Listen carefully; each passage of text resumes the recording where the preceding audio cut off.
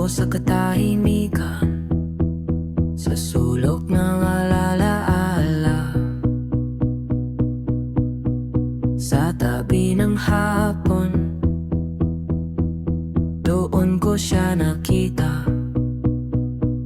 Suot niya ang lumang anyo, medyo kupas, medyo payat.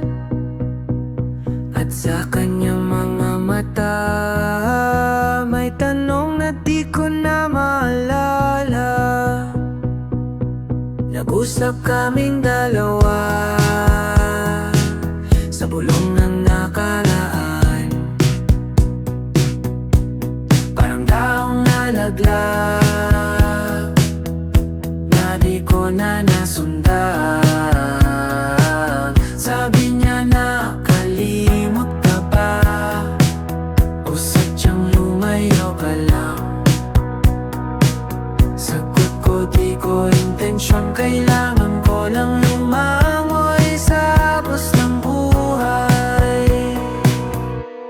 Gumawa siya ng marahan, mahina, may kirot, may lamig. Ilahangin sa pagitan ng mga bagay, madinan yung nasambit. Sabi ko'y nabol ko ang bukas, ngunit ito'y naglilihim.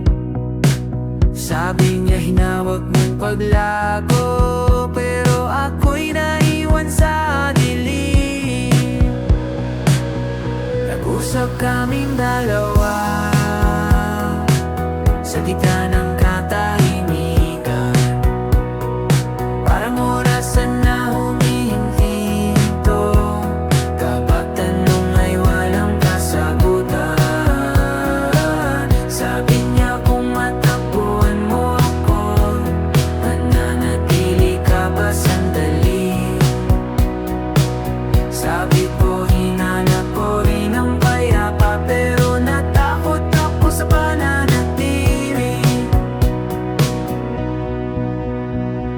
Siguro nga'y naging duwag, o bakit di lang handa dalhin ang mga anino ng sarili kong nilika. Ngunit ngayon sa katahimikan, malinaw na ang muka, hindi bilang pagkatalo, kundi maging hangin na usap. Di na kailangang magpaliwanag, di siya kabiguan, di pa siyang natuto ng habang. Sabi niya, di mo naman ako nawala, dito lang ako naghihintay.